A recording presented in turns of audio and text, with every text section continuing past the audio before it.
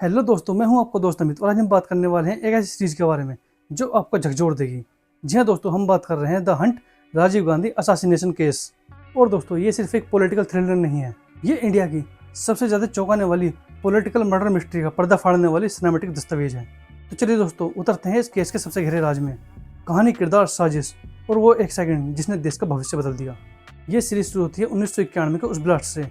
श्री पेरबंदूर, तमिलनाडु में आत्मघाती हमला, और उस धमाके के धुएं में हमेशा के लिए गायब हो जाते हैं भारत के पूर्व प्रधानमंत्री राजीव गांधी।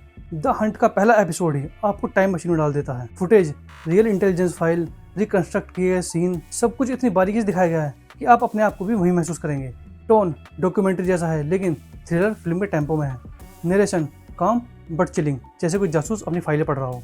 इस सीरीज का सबसे इंटरेस्टिंग हिस्सा है, इसमें सिर्फ राजीव गांधी नहीं बल्कि पूरी पॉलिटिकल मशीनरी को डिसेक्ट किया है। रॉ, आईबी और सीबीआई के असली अफसरों को दिखाया गया है।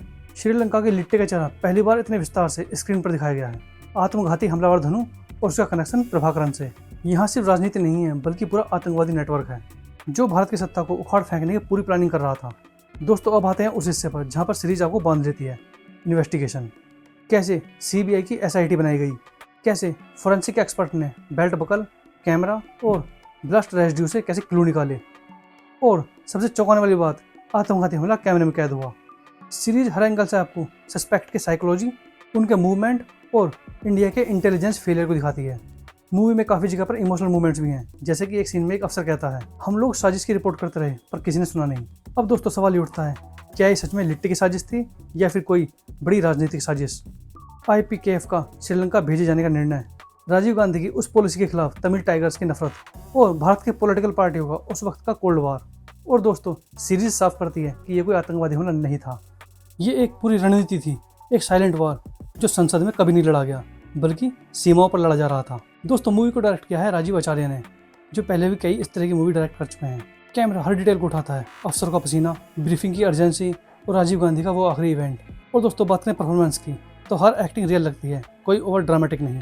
सीबीआई ऑफिसर हो या फिर रॉ एजेंट, सब कुछ ग्राउंडेड। और दोस्तों, मूवी में काफ़ी जगह पर रियल फुटेज और रियल फोटोज यूज किए गए हैं, और ये सब कुछ मिलकर सीरीज को डॉक्यूमेंट्री ज़्यादा इमोशनल बना देते हैं। और अब सबसे बड़ा सवाल, क्या द हंट इस सीरीज में कुछ नया दिखाती है? तो जवाब है हाँ। पहली बार कई इंटेलिजेंस डिपार्टमेंट की इंटरनल लड़ाइयों को दिखाया गया है। जो रियल सस्पेक्ट थे उनका जिक्र कम किया गया था, उनके नाम और रोल्स साफ किए गए हैं। लिट्टे का इंडियन नेटवर्क कितना मजबूत था ये सामने आता है।